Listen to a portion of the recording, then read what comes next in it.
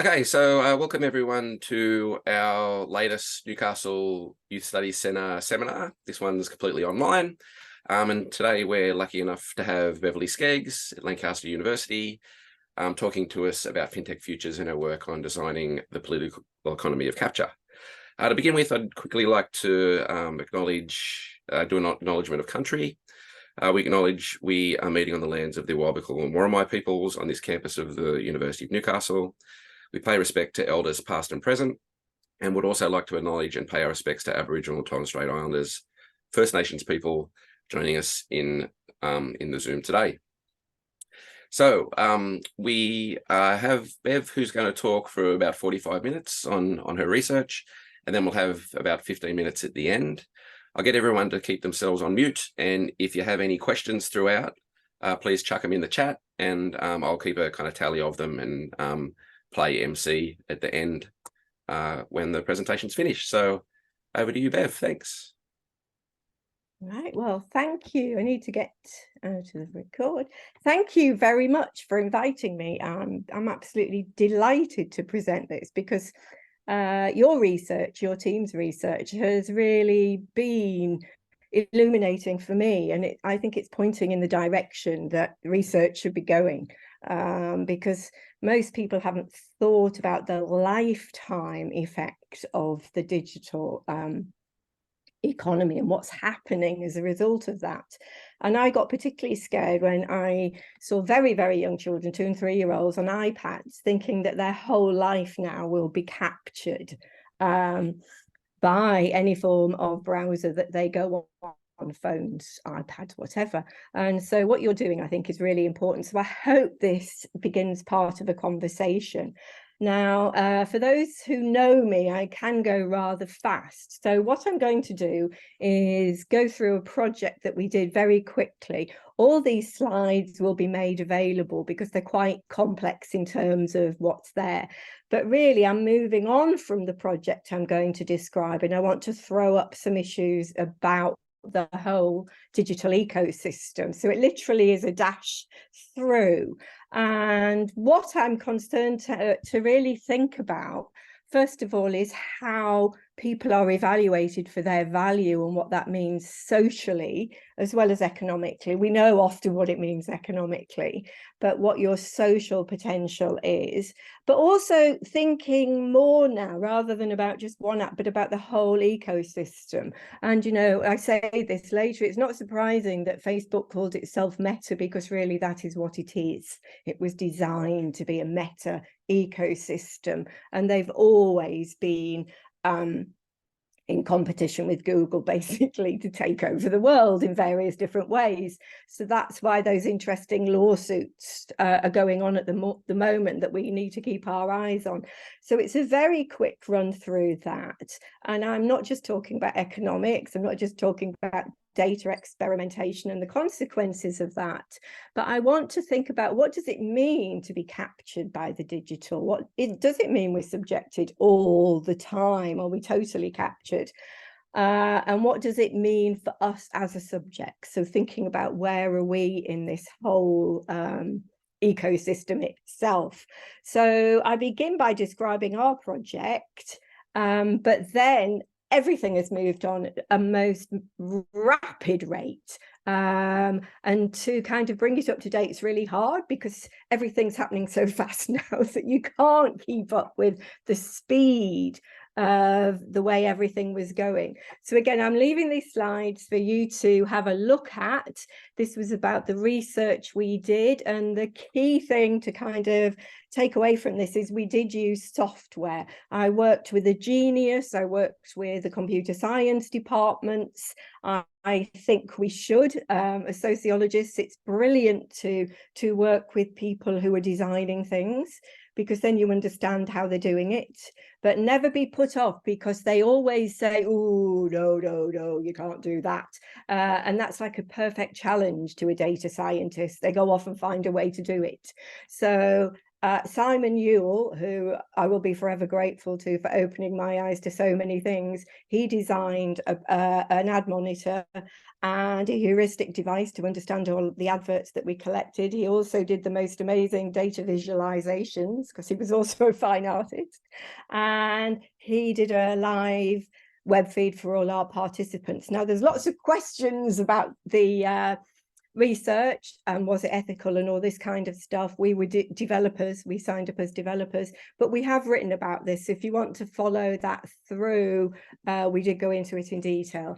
So the research was funded by the ESRC, Economic Social Research Science, and it was from 2013 to 16, and it was called A Sociology of Values and Values. And initially it began as a project to look at how social relations were being reshaped through digital technology.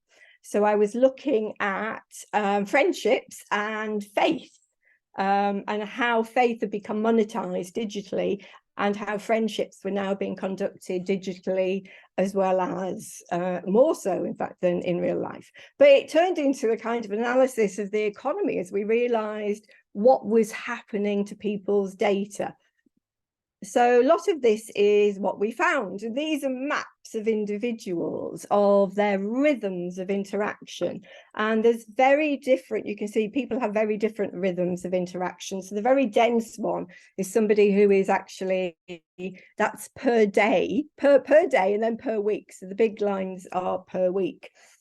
And you can see there's lots of different forms of interaction. I would estimate if we did this project again now, it would be more dense, a lot more dense.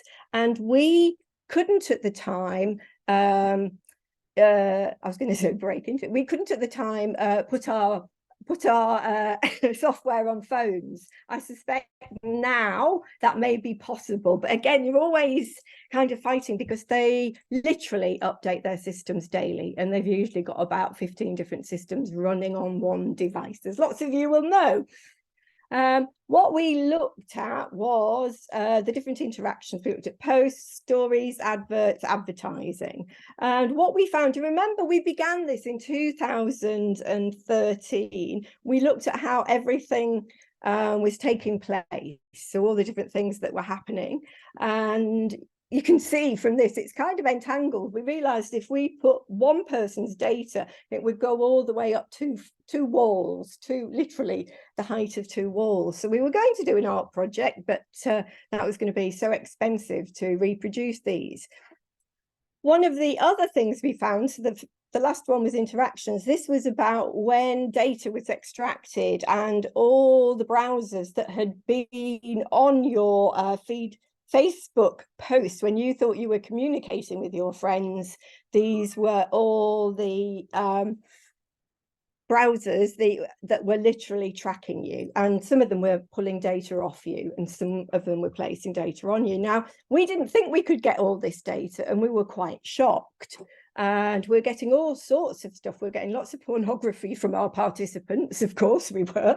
And so we had to go back to them ethically and say, we had no idea Facebook had access, because remember, we were going through Facebook, had access to all this data, everything you do. We had no idea. When we signed them up, we thought we were just looking at their Facebook use. And so we had to go back and say, we know everything that you're doing. We're not going to analyze it yet because it's unethical. We didn't say we're going to look at everything on your laptop and your computer. And so we had to go back. And interestingly, every single participant said it's okay. You can see what we're doing. And they were more interested in how they were being tracked and who they were being traded for and sold to. So that's just to say we were as ethical as we possibly could be. So the major finding in 2013 was, and it's not a surprise to us 10 years later, but was that Facebook was on everything you do, absolutely everything. And they still are. They're still on, and even more people are on. Anytime you see a little F sign or a little T sign or whatever sign at the bottom, that means they're actually tracking you all the way through, and they're trading you. And I'll go into that. Now, this is the really significant slide for this presentation. And this is because we saw really, really big differences in people's communication, in how intense their communication was to other people, but also in how intense the tracking of them by Facebook and other companies was. So if you look at this slide, can you see all the grey in the background? The grey in the background is where you've got other activity, where you've got trackers coming in and basically watching. It sounds like there's somebody behind all this. There isn't. It's all algorithms, but some companies watching everything you do. Now, what we saw, and we thought, first of all, we thought, we've got a problem, because if you imagine this in a massive scale, on the left side is a participant who had loads of tracking. And then on the right-hand side, I hope that works for you that way round. On the right-hand side, there's hardly any tracking and there's hardly any extraction or capture or placement. And so we thought, what on earth is going on here? So you can see this in a bit more detail. And we realized what it was that, and we talked to them about it and asked them about it and asked, again, we went into quite a lot of detail with the participants about what they were seeing and how they were understanding what was happening. Now, this is Lena.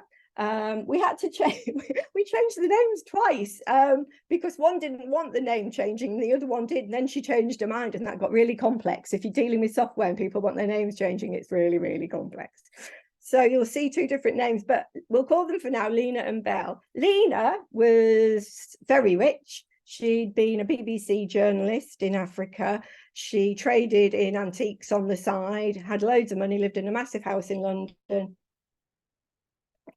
and was highly connected to a family of influencers, you would say, as in people who were also key journalists, key politicians. On this side is Belle. Belle was over 60, on welfare, on disability benefits, and wasn't connected to anybody of influence, absolutely nobody. Now, what's interesting is there's so much activity going on Lena's side. And we had to really pull this out to see what was happening to Belle. And what's happening to Belle is the people who were interested in Belle are Asda and debt agencies. And that becomes really, really significant. There's no Asda, obviously. There's Waitrose on Lena, and there's definitely no debt agencies on Lena. So we thought this is really significant.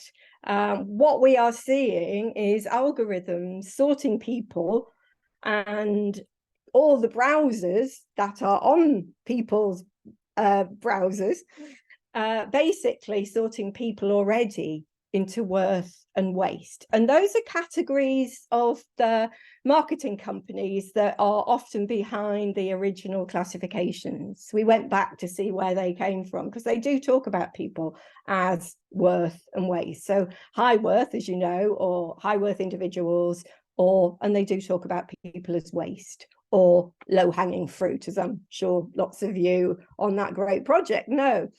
So we realized this was worthy of further investigation, but was very difficult to find out more. And so we started looking at the significance of who is being sold debt, and guess what? You can work it out. It's not hard to work out which participants were being sold debt. Not hard at all. So I think it's kind of key that we see how those inequalities are happening. Now, this is 10 years ago. So I'm just stressing these points. 10 years ago, everything that, by the time I finish this sentence, everything on your browsers will have been tracked and traded. And it definitely will with this audience. You are high worth individuals, or you're classified as that. You're likely to have big potential future worth. They'll understand your networks of influence, who you communicate with. They understand your family. They understand your friendship groups. And if you're connected to people with high net worth, you will definitely they'll have assessed you for your value. And lots of different companies, this is the key point, are assessing you for your value. Hold on. And so everything can be tracked, absolutely everything. And this is, I'm sure you know this, but again, just to kind of bring it into the picture, everything is being tracked. Your language, your facial, even biological, they're meant to be at the moment in terms of using fingertips and things like that. They learn how you speak. You can't turn your microphone off most of the time. They look at the rhythms of your language.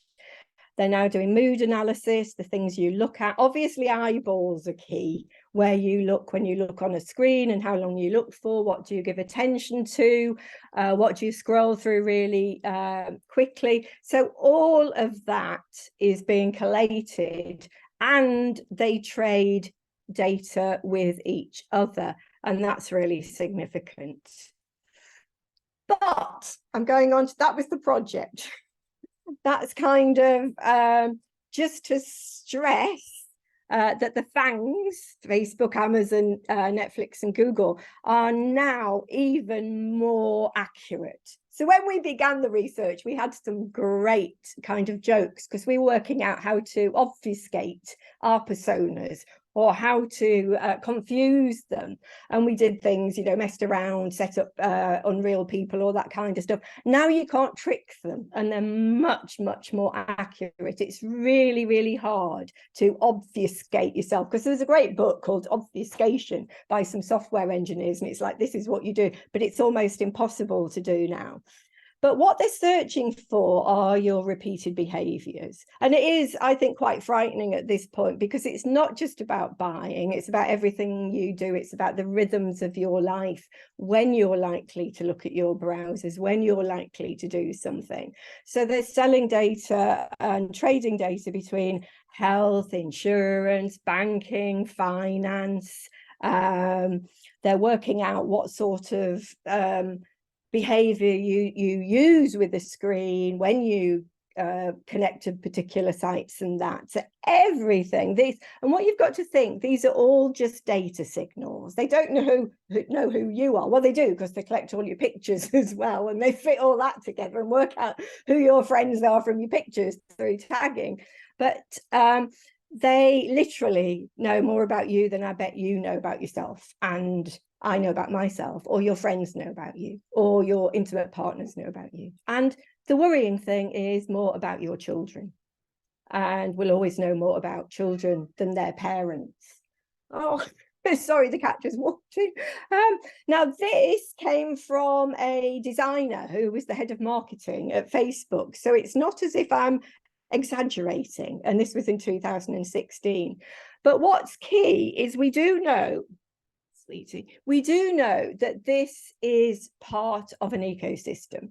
We do know that the original Facebook engineers built it as part of, to kind of mirror the internet. It wasn't just a small system, a singular system. They began with that. But there's a great book by Bourdieu that shows how it began as what he calls a metadata economic ecosystem. And it is. And those are the things, if you see anything like that on your page, they've got you. And it says Facebook as a gateway, like Google, or a junction, was built into its development. And we know from when things break down, when Spotify broke down, I think it was about 2 years ago. When Facebook broke down for about 2 hours 2 years ago, people couldn't get into all sorts of things like Spotify. So it's used as this infrastructure for so many other things. Now, what it's also doing, because it's also enabling people to develop, and there's lots of people who are signed up to become Facebook developers who are giving them lots of free labor, trying to work out how to enhance this junction. So that's just to say it's more of an ecosystem. And this slide is to say that it's more about building as many data signals as it can on you, And that's not just about online. What it does is connect to all the offline data about you. So there's this free to download, and I love this. I don't think, and please tell me if there's anything better than this now. But this was called Networks of Control. And they looked at the data brokers. And this is what we called at the time the dark side of the internet. But it's like there's so many dark sides. It's almost impossible to work out which is darker. But this is the one that lots of people don't know about. I mean, Roger, we're going to look at, Roger has been exploring this, and we found lots of examples of this because these are the data brokers that collect even more information on you, but they've got lots of paper information from the government because they were there at the beginning in a sense, and they give you value scores and they tell people what you're worth, and they're connected to all the credit scoring that. Can I just let the cat out? Sorry.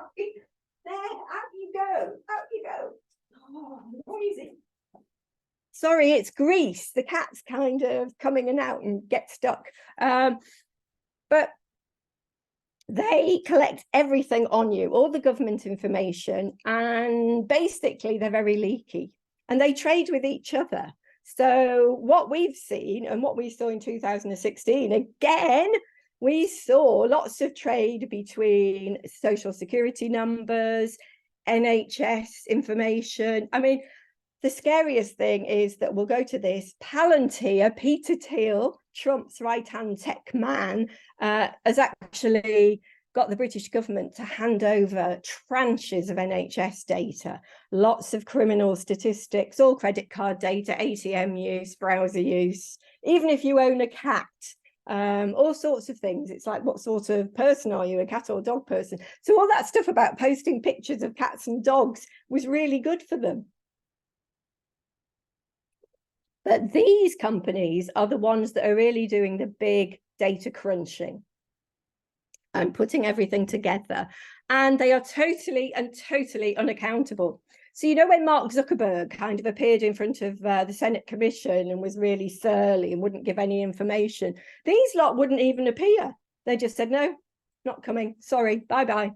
So that's how powerful they are. They just don't. They're beyond regulation. They're beyond accountability.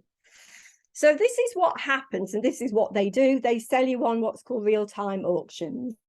A lot of you may know this. It's called programmatic advertising. It's completely thrown the world of advertising and made lots of advertising companies shut down because it's so cheap and it's automated and it's now all machine learning.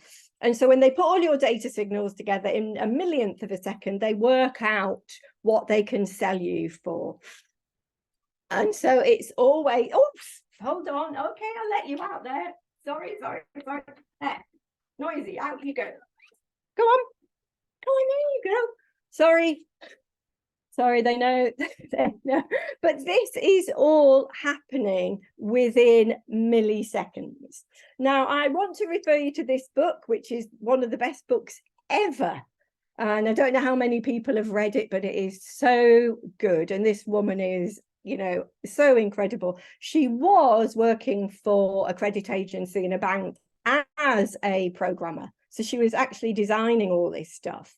And she was the first person, and again, this was lots were happening in 2016.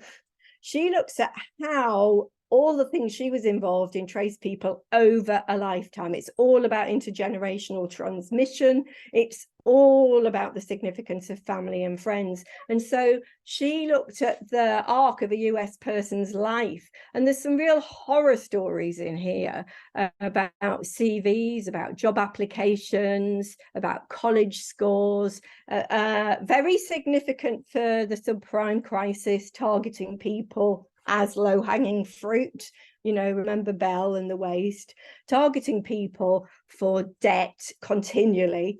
And the awful ones were things like people who had their credit scoring wrongly, because as you saw, there's lots of mistakes that are made with all these data brokers, and you can't have them rectified. But people who couldn't get into universities and couldn't get a job because all the data brokers had got their information, they'd made mistakes on their information.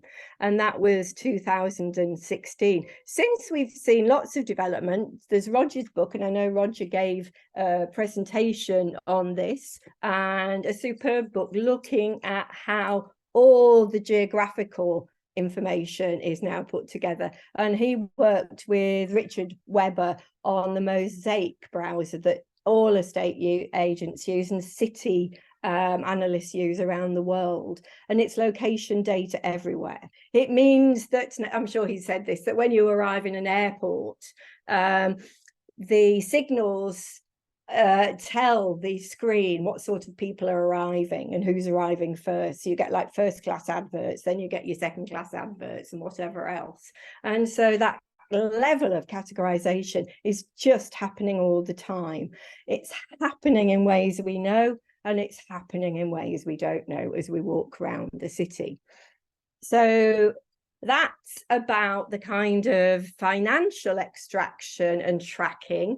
What I just want to draw brief attention to now is the significance of the state, because there is such an entangled web in this ecosystem between financial companies and the state services, and they're both extracting from each other. And so most national states do not have the power that Meta and Google have. They have nothing like the power. Even the most horrific far-right Steve Bannon, Robert Mercer funded supercomputers, as they're called, have nothing like this power. And we saw that when Prism leaked all the docs, or Google had to hand over vast amounts of data to NSA. They have obviously every search you've ever done. They have so much information on us. Now, Peter Thiel's spiel is always, we are looking for terrorists. So that's how he says he can access everybody's data. And he was in there first because he was one of the Facebook founders. So he knows how to do this. They are clever people. They know how to do things. I think I was most shocked when I was in South Africa, and when people received their welfare checks, they also receive an advert for debt agencies. So you can actually get debt the day you get your welfare check. And I think that interconnection is pretty horrific. And then the classic case in the UK, the tax office used Facebook to advertise their great services to supposedly make people pay tax. But they never, they never ever tax the super rich, and they don't tax these companies. So they pay them to advertise on them without taxing them. There's some incredible work, and the Ippolita group and the internet group have been following what they do, and you can do. I mean, Adrian Mackenzie, who I think is in Australia with you, does some amazing work on what's going on in this area. About where they are, what they're doing, the electricity they use, the consumption they use, how environmentally destructive they are, even though they appear completely non-transparent. And then this is probably the biggest scandal that I'm not sure how many people know about. It depends where you live, I think. And this is the one that I just could not believe. So the Indian government so first of all, the Indian government tried to convince everybody, its whole population, that they needed biometric data cards. And they said, oh, these biometric data cards will make life equal for you. It will allow you to access welfare. And so everybody was forced to have one if they wanted to receive welfare. Notwithstanding that something like 20 million Indians don't have fingerprints because they've had their fingerprints burnt off in kiln warehouses where they're working. And a lot of them have very poor eyesight. So facial recognition, iris recognition, fingerprint recognition, none of this biometric data works for them, which is actually very, very good in the end, but it means they don't receive welfare. But it means they can't be sold on. So India sold its whole population to the French government for military use, and part of it to the British government. And it passed a bill to allow it to do this while nobody was looking, basically. Again in 2016, it was a big year for incredible corruption, really. So at the moment, for all we know, and I don't know, and you can tell me, the Australian government could be selling all your data. The British government is so horrific that it'll have sold it off and we don't know. We know most of the NHS has gone now. So the policing, predictive policing is the other big area. And so we know from things like WikiLeaks, we know from things like Edward Snowden, we know from Prism leaks. We only get to know these things when they leak. We also know that a lot of these state-connected groups are connected to the far right. And they are so anti-feminist, it's unbelievable. You know, Peter Thiel, women shouldn't have a vote because they're completely irrational. If you read some of his statements, it's absolutely frightening. But you can see they not only get huge amounts of money for their companies, they also are funding companies. So they're hacking trade unions. I mean, there was only one leak we found. And they are also funding lots of right-wing digital attacks. So again, Steve Bannon is probably the best example. But if you haven't watched it, you really should watch Roger Burrows' very scary lecture on the neo-reactionaries, or read his paper in Theory, Culture and Society, because he goes through the key figures in this movement and their influence. And their influence is really, really shocking. And it's shocking in a way that a British politician, Rees-Mogg, his father wrote The Sovereign Individual, and we can now see that actually coming into effect. And so it's not a conspiracy theory, it's literally putting policy into action. So all ecosystems function to create brutal inequalities, but they do it by stealth. So we've got value optimizing, we've got experimentation with people's data, we've got extraction, and we've got surveillance. And this has very specific consequences for the way people have been categorized differently. And obviously not hard to guess who. And this starts with the historical classifications. So I'll just go through a couple of studies that show how these people have been subject to their lives have been literally sent in different directions as a result of digital classifications. And again, this is American research, Gandhi and Gandaran, there's a lot. And there's a great older book called The Black Box by Pascali that looks at how all these different persona profiles of people have huge numbers of errors. And it's very difficult to stop that. Also, people aren't just judged to be a lucrative risk. They're not just judged to be low worth. They're also judged to be a threat. And they're seeing their potential is criminal. So you can guess what happens to them. And it's impossible, almost impossible, to bring a legal case. There's a very good legal article on the differences that are produced. There's a very good book by Virginia Eubanks, who studies Indiana and looks at how the poor are being completely punished. And again, denials of food stamps. So we've got the poor in India denied welfare. We've got the poor in America who are denied food. And we see how that inequality has been designed in from the start. We also see, and this was a classic case, and this was when Facebook owned up, I think it was 2016 again, Facebook owned up to doing all this tracking, and they couldn't be controlled. There was 2 legal cases brought by the Brussels government as part of the EU against them, and Facebook argued because they were located in Ireland, the Brussels government couldn't bring a case against them because it was out of their jurisdiction. So I point to that just because it's impossible to control these companies. There are some interesting lawsuits going on at the moment, and I think a lot of people are watching them, kind of antitrust against Google and regulation against Apple, but we'll see how they go. Now, I just pull this in because many years ago, I was working on what was called a subjective value, and I was looking at the middle class and how they use culture as a form of property. And I used Anna Ghost's superb research to look at what was called a quality person, a suji person for those of you who are Chinese. And now I think it's incredible, because what the Chinese government is doing is bringing that quality person, the subject of value, into effect through its digital technologies. And the Chinese government actually puts together, they have no qualms, there's no stealth. There's very little stealth going on. They actually put together their economic credit system with their social credit system, and they call it a social credit system. And this fits to the Australian research that the team here are doing, I think, because it's all about the informality. They've learned to use informality in how they get people. It's not as good as yours because they don't do gaming in the same way, but they're still interested in TikTok.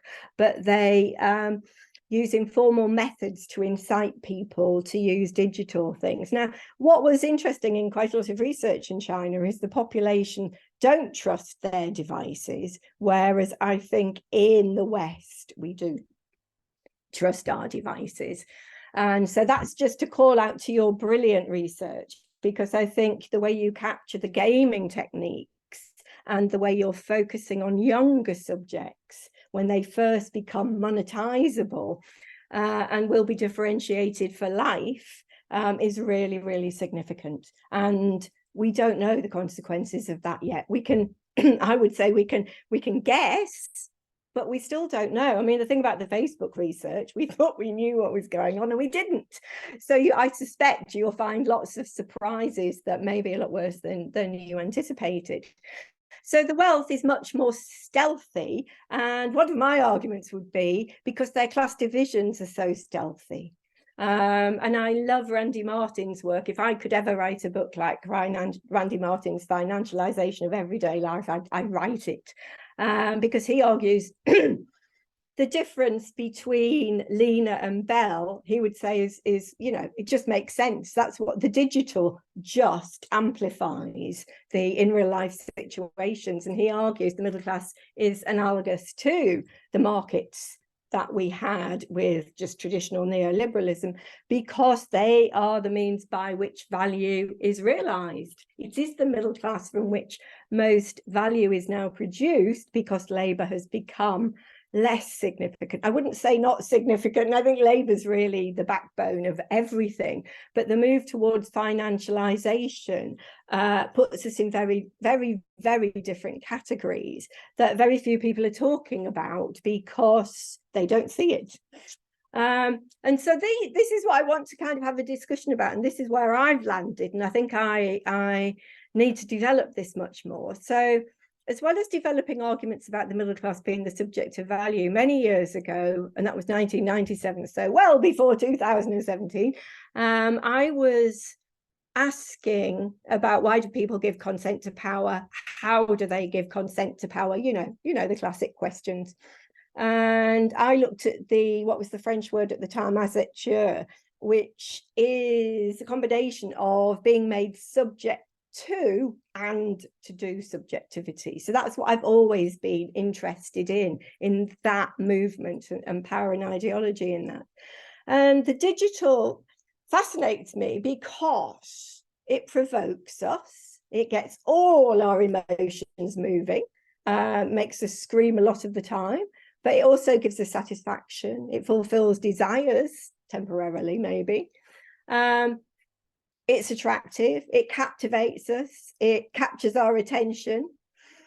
And even though we're being experimented with, and it makes us sometimes compulsive. Now that to me is really scary. The compulsive use that people have to check their phones. Compulsion is a real strong form of kind of doing ideology rather than content ideology. It's ideology, it's action. And I think that's really important because we have shrinking time, I'd say now, free from consumption, free from capture. And the devices, as we know from the STS research, makes us do things. And I think this is much more powerful than traditional understandings of identity in a way. It's about ideology. What it's not hailing us as a subject of a particular characteristic. It's hailing us as a differentiation of value and surveillance. So I think there's different things going on here, and that's why we need more research on it. But we literally, it's corporeal. Our bodies learn to do different things. Our fingers, our thumbs, the way we walk, everything is different. And I used to do an experiment, and I bet you've done this, a few of you, where you try and make your students not use their smartphone for a day. Have you ever tried it? I mean, it's impossible. You go back to a burner and you're like, oh, this takes so long. And you just don't do it. So convenience has become, I'd argue, really tied into our ideas about doing and ideology as doing. And so this sounds as if we are subjected. It sounds as if we're fully captured, but are we? And this is where I'm still going back and forth, because I think the software engineers I've been talking to recently, they all just go, nothing's working. Nothing's working. Don't worry, nothing's working. And some of them will say that's down to their labor, because their labor has been reduced to such an extent that a lot of them have been subcontracted. Obviously, Facebook, Google, and the rest take, you know, they do these hacker competitions to take the best in the world. But everybody else has been really downgraded. So their labor is now so much cheaper. They get monitored in terms of writing code. So they say our pay, our conditions, and everything has been devalued. So why should we make the effort to make things work? And it's their job to simplify a complex system, to make the platform appear coherent and to prevent accidents. But a lot of them just say they haven't paid us enough to do this. And so many years, well, not many years ago, Simon and I were saying, you know, how do we unionize the algorithm? And that became like the joke we had. What do we do? What do we do? You know, we can't obfuscate anymore. We can, you know, there's some hacking into some systems and there's lots of ransomware going on, but we don't want to do that. We want to kind of, what do we do to control these systems almost? And it looks to me as if labor itself is having a role to play. Now, this is going to be really significant, because if everything's going to be based, and I suspect it will be, on machine learning, and a lot of these people will be out of jobs forever, as machines learn their other preferences and can speak to each other, what we're going to have is either incredibly good machine learning interfaces where they all fit together. But what we seem to have at the moment is interfaces that don't fit together. So most of the software studies people and the engineers are saying what we've got is a level of complexity that doesn't fit together. And all you need to think about is, you know, can you ever get Outlook email to work with anything else? All you need to think about is when they change your Microsoft system, how many things you lose. Lots of systems just do not work. They're so decentralized, so dispersed. Now, machine learning could possibly overcome this, and they could develop the protocols and the procedures that are needed, but they could also get into a complete mess, as choreography does. You know, it takes a long time to get, if you're thinking about dance moves, and it takes a hell of a long time to get choreography, everybody to work together. So are we ever fully captured? And where is the kind of difference between subject and subjectivity going to come from? So I just say in the end, and this is really up for discussion, is in the West, because of the capitalist competitive system to downgrade labor, to build walled gardens, to actually have all these systems not working. Now, Amazon could be a case, the cloud, because it owns so much of the cloud. If Amazon takes more control and uses its version of ChatGPT, that could smooth everything. But the machine learning may be dubious, because what it does is repeat categorizations of waste and worth. continually. It may repeat its own errors. If anybody's looked at students who've used GPT to write essays, all you need to do is just look at their reading list, and they've made things, GPT has just made things up, and they've got odd citations to journals that don't even exist. So what we know is that things like machine learning, when it's almost like a shameful human being. When it can't get things right, because that's what it's trained for, it makes things up. So this could lead to more complications and more confusion. So what do we do? Lots of things don't work. The Chinese system is more likely to work, and it was only designed by one person, I've forgotten his name, Jack Ma, who they've now completely conquered and got rid of. So in the West, it's the race to accumulate, to compete against others might be, I'm hoping, the failure of capture. So I want to argue it's all in the design. And what we need to do is just keep educating people about how this is working and what they need to do to defend against it. So thank you. I did take more time than I thought, but thank you. Excellent. Thanks so much, Bev. That was great. We have some questions in the chat already, so I'll pose them to you if that's okay. Yeah. Okay, so the first one is from Lena Molnar. She asks, do you talk to participants about how knowledge of tracking might change their behaviour or interaction with particular websites? Have you had any discussion with participants about their own understandings of how their data is used? Yeah. Do you want me to do one at a time, or how do you want me to do Yeah, them? just do that one. We'll go through them one at a time. Yes, we had lots of conversations, and they were very, very interesting, especially one who said she anticipates everything, all of her in real life actions in terms of how she's going to promote herself on Facebook as a very interesting person that employers would want to know. Now, she was a postgraduate student at the time, so she'd already anticipated what we'd seen. One of the and she also, when we showed people their network, I didn't show you any of the networks, but we showed people their networks of influence and who was watching them and who was kind of connecting with them. And people found all sorts of dodgy things.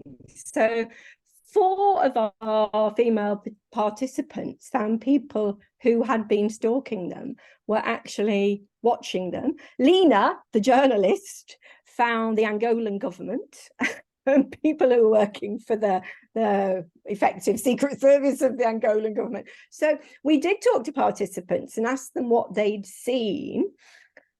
They did say they go through and be much more careful about what they were doing. And one of them tried to develop his own blockers to stop people. But I'm not sure that it would make a great deal of difference if people are still using it. So people who say, I'll never use Facebook anymore, but they transfer to Twitter, which demands a very different sort of performance. So I think it was tricky. I think convenience gets people in the end. And I think some people, particularly the middle class, are very aware of how they're promoting themselves from an undergraduate onwards. And so they're already adjusting their behaviour. Okay.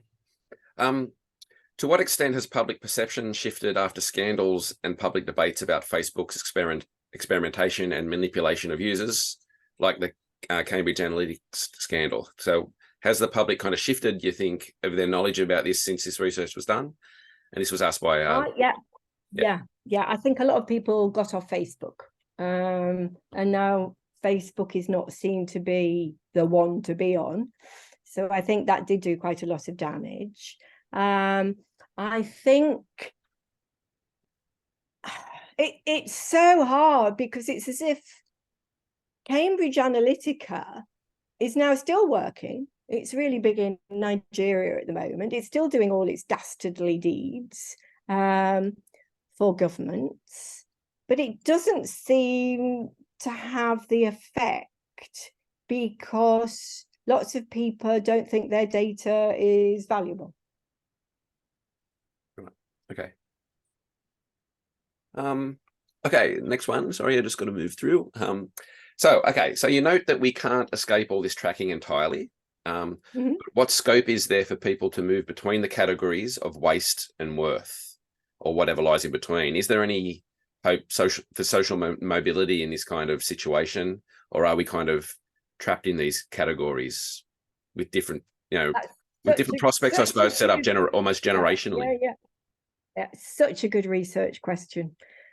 That's a project actually that needs to be done. I don't know. I would doubt it very much. And Cathy O'Neill's book would suggest very little movement. Okay. If you can't even change your name, it's going to be very hard for you to change your family, your friends. I suspect there could be key moments if people went to university and became connected to people of influence. Yeah. I think that would be a great research project, actually. Really good. Yeah.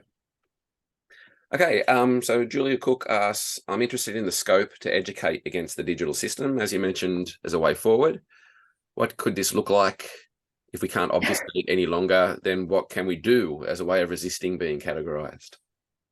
I think we do need, and there was I worked with a really lovely woman who was doing lots of work in US community hubs on literally how to turn off trackers. And it was as basic as that. I mean, I think it depends where you are and what you're using and how you use it. So not keeping your phone on all the time could be significant. All sorts of things, not using your phone as much as you do, trying to understand the nature of your compulsion. I think thinking about what is it that makes you want to use it so much. I think there's lots of things different people have designed. There's quite a few projects where people have designed different ways to get people to use their phones differently. So I think it's Ghana, they've been working on market women who use the PISA system, and it's just used for financial transactions. And they don't use it for anything else. That's it. They've just learned to use it for one thing. So I think it needs a lot of thinking through that begins with really good research on what people are doing with it and why. Yeah. Why? I mean, I think that exercise in trying not to use it is a really good one, because why do we want to use it? And boredom's one of the reasons. And then what do we do with boredom, So yeah, I think you can do lots of different work, but you have to begin from where people are in terms of why they're using it that way. Yeah. In some of the work we've been doing, young people are really concerned about their credit scores and stuff like that. And they're actually then kind of talking a little bit about maybe they should go into debt and pay it back to kind of get a good credit score. There's kind of parallels there, I think, too, with like in the future, if people are not using these technologies, maybe they'll be put in like a suspect category where it actually won't be good for them not to have lots of data available. Yes. Yeah, well, we thought that because Simon at the beginning refused to have anything to do with it, as most software engineers don't want to go near Facebook or Apple. It's kind of like, they're not really technical. So they really didn't want to. And it was funny because he wasn't being sent anything. We thought that could have that really bad effect on him. Right. And he still is not being tracked in that way. And you do wonder what would happen.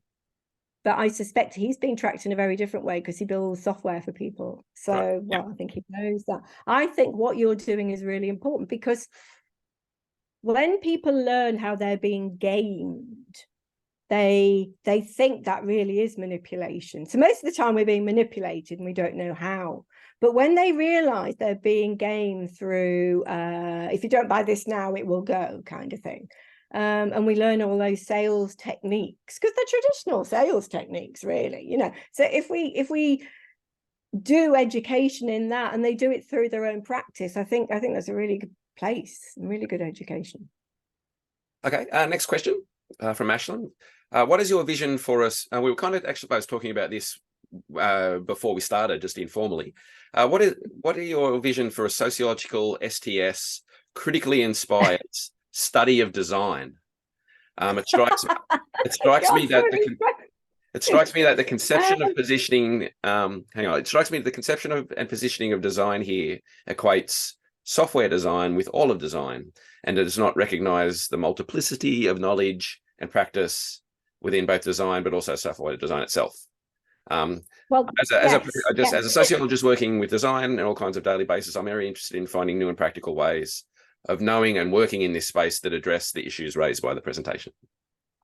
It's a great question. Oh, that is like a lecture in itself in terms of what's the difference in these forms of design. So I was using design. I've been working with it's called Imagination at Lancaster, which does all sorts of different designs, including like architecture, but also trying to design local systems for food banks, for reporting dodgy landlords, for working out what needs to be. It's almost like logistical in some cases, what food different schools need to supplement their children's eating.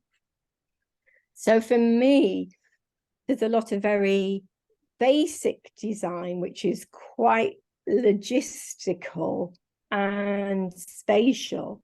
I feel I would go to, just like I went to software engineers who do the designing, the project I would like to do is understanding how people do the designing of these things. And for me, that's really important. So that was a question that I would need to spend a lot of time to answer, because I am using design in a very just common sense way. Things have been designed in, using Brugger's argument about how instead of Facebook just saying this is a site for people to communicate, they had already planned how they would receive advertising, a financial system for what they do with money, how they could expand it in various different ways. So they had so many ideas about building a big design rather than a small one, and I'm really fascinated in that. So whoever asked that question, I'd love to talk to you. And the last question we have in the chat, which kind of is building on that one, and you kind of did touch on answering aspects of this as well.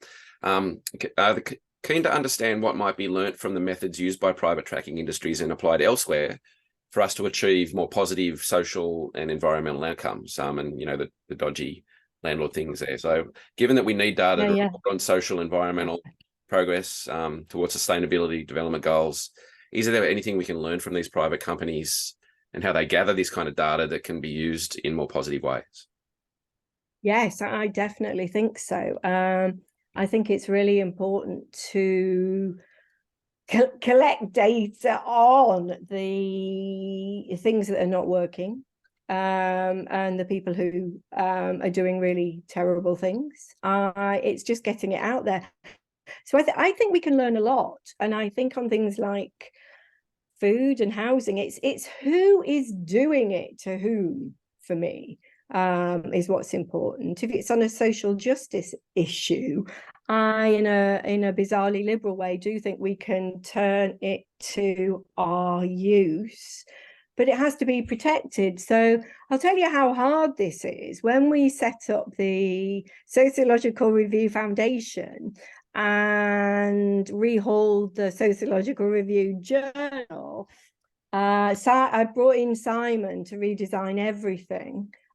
So we didn't want the publishers' manuscript submission system, because we know that's a source of trade. We know that all academics are traded as a result of that, and that's why they try and get all that information off you and ask you to do all sorts of things.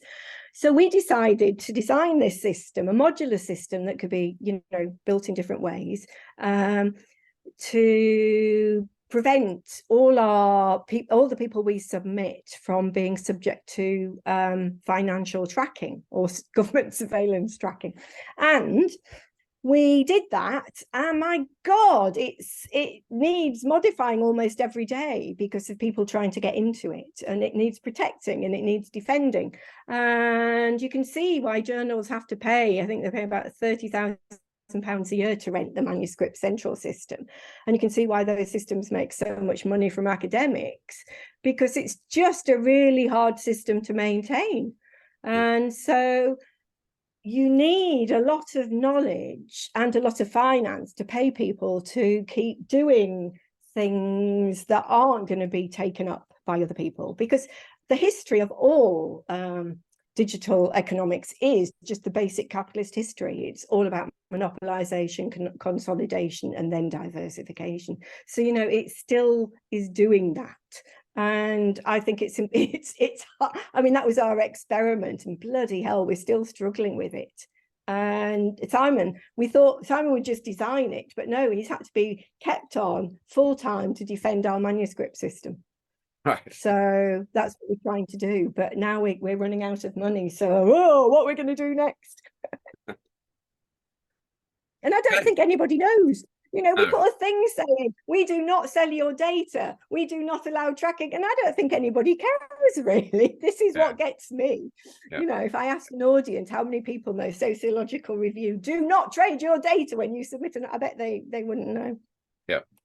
Yeah, I didn't really think about it too much, about all the journal articles I've submitted over years and what that means in terms of... Yeah. No, they're really crucial. Yeah. You high net worth individual. Yeah. Okay, well, I suppose it's good in a way that us academics are implicated in all this as well. It's a nice way to conclude. You have to read Roger's paper on the H index. Oh my God, that's a shocker. Roger always writes shocking papers. It's like, oh no, Roger, what are you going to do next? Okay, well, we've run a little bit over time, so that's a really good Sorry. Leave it. No, that's all right. The questions were great, so I didn't really want to cut them off. So thanks a lot for joining us, Bev. We really appreciate it, and thanks for saying nice things about our work as well. That's really nice. Wow. I just hope we'll have more conversations. Yeah, the gamification stuff that we've written about actually hasn't come out as a paper yet. I don't know, we've given it to you to read, but I'll just let everyone know that it's coming out soon. It's being reviewed a long time. But please check out our other stuff. And yeah, I'd once again like to thank you for joining us, Bev. Cheers. Thank you very much. Bye. I'll stop the recording now.